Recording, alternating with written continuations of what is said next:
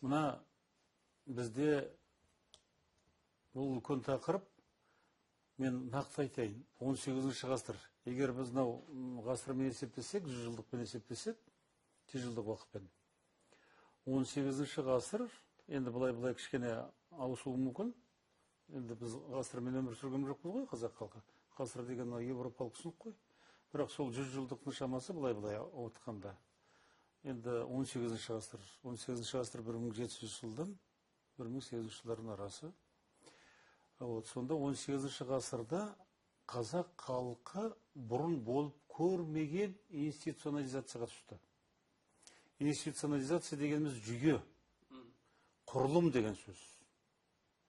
Жүйе, құрылым болу үшін жүйелер болу керек болды. Мен сізге айтып берейін, қандай жүйелер болды? 18-ші ғасырда хандық жүйе басқару формасы болды. Хандарымыз болды. Болды ғой? Болды. Сонымен қатар керемет билер институты болды. Сіз қараңыз, Төле би, Айтеке би, Қазбек би. Бұл билер хандарды сайлай бастады. Көріп отырсыз ба? Керемет мықты институт болды да, бұл хандық биліктен жоғары кетті. Билер институты. 18-ші ғасырда. Ойыңызда болсын. Көрдіңіз бе? Енді билер институтынан кейін батырлар институты болды. Батырлар деген қолбасшылар. Мысал Қабанбайдарды қазіргі кезде айтуға болады, командир дивизии, командир майданның командирі деп айтуға болады үлкен. Яғни батырлар институты болды, дайындайтын. Ерлер институты болды, ер дегендер болды. Ер Жәнібек дейміз, айта береміз осылай деп. Содан кейін жыраулар институты болды. Көріп отырсыз ба?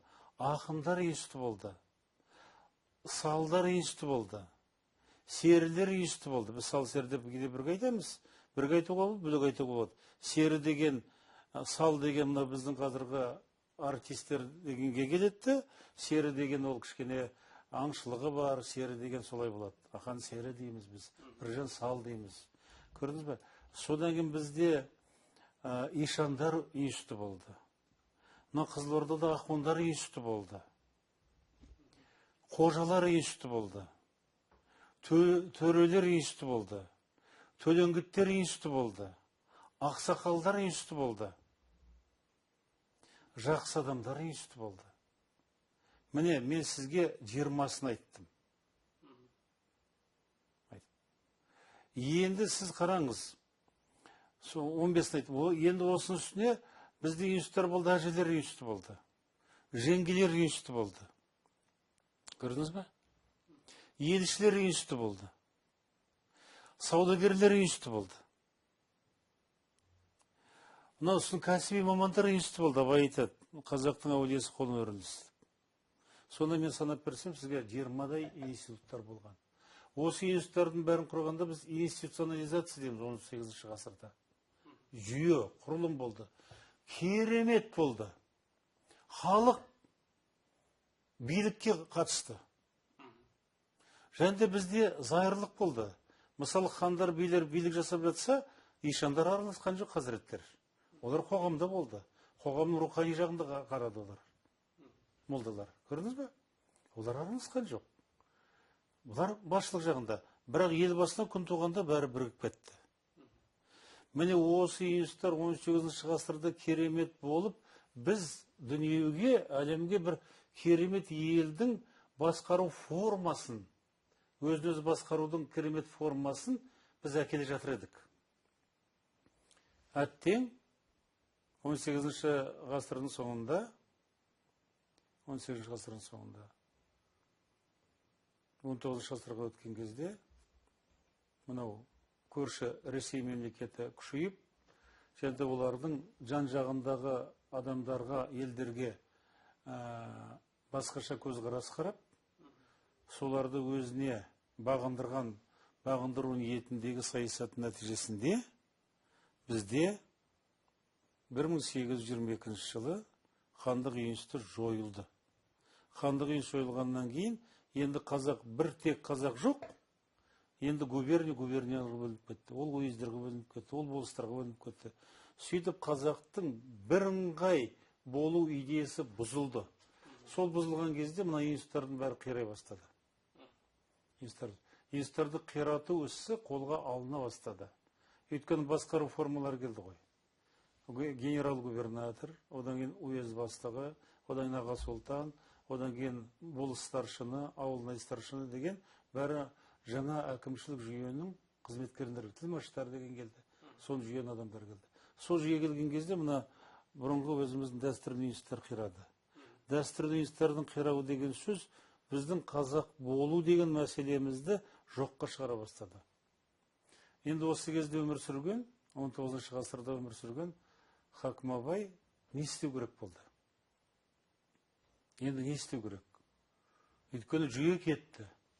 Бірыңғай қазақ дегеннен айырылдық. Бірыңғай мемлекетіміз жоқ.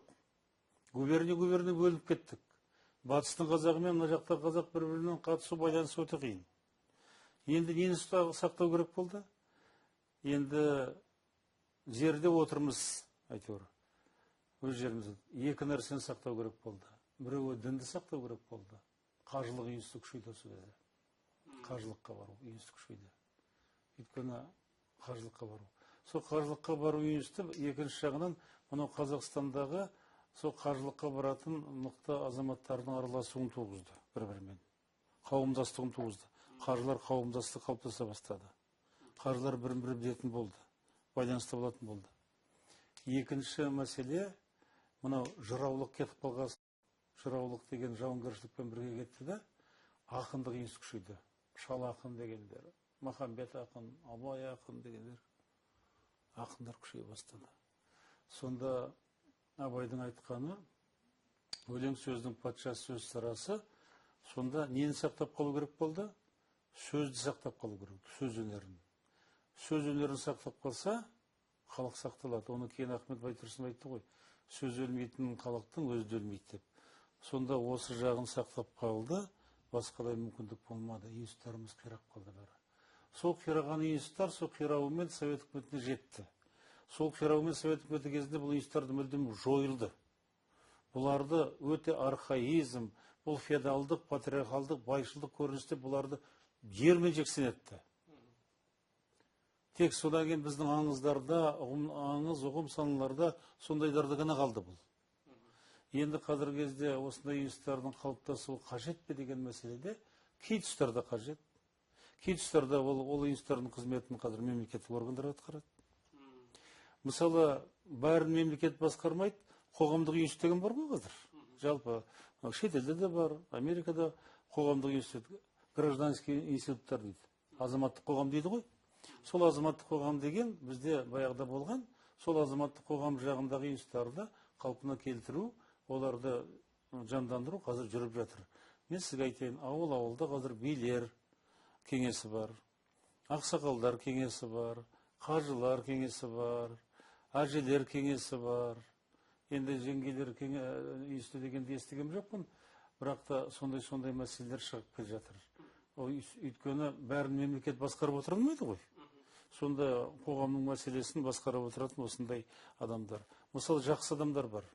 Жақсы адамдар ел басқарды, сөзі бар адамдар болды, ұстаздары болды. Енді олар зейнетке шыққанда не істеу керек? Ол елдің тәрбиесімен, өзінің тәжірибесін соған пайдалану керек. Елде таза ұстау керек.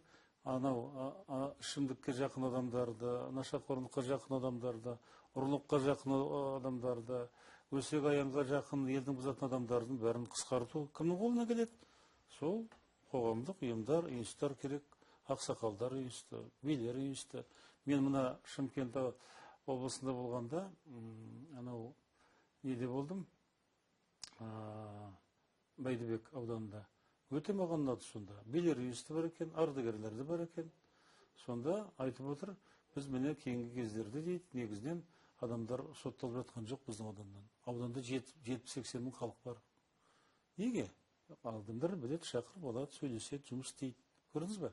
Бұл өте бізге керек. Бұл институттардың қажеттілігі қазақтың қазақ болып қалуы үшін өте қажет мәселелер. Осындай жағдай. Ал енді институттар туралы көрдің бе? Бұл вообще ешкім айтып жүрген жоқ, мен айтып жүрген мәселелер. Институттар өте қажет болды. Институттар болды ғой. 18-ші ғасыр керемет болды бізде. 18-ші ғасыр болмаса Абайда болмаушы еді. Өте керек мәселе болып тұр. Өте керек мәселе болып тұр. 18-ші ғасыр.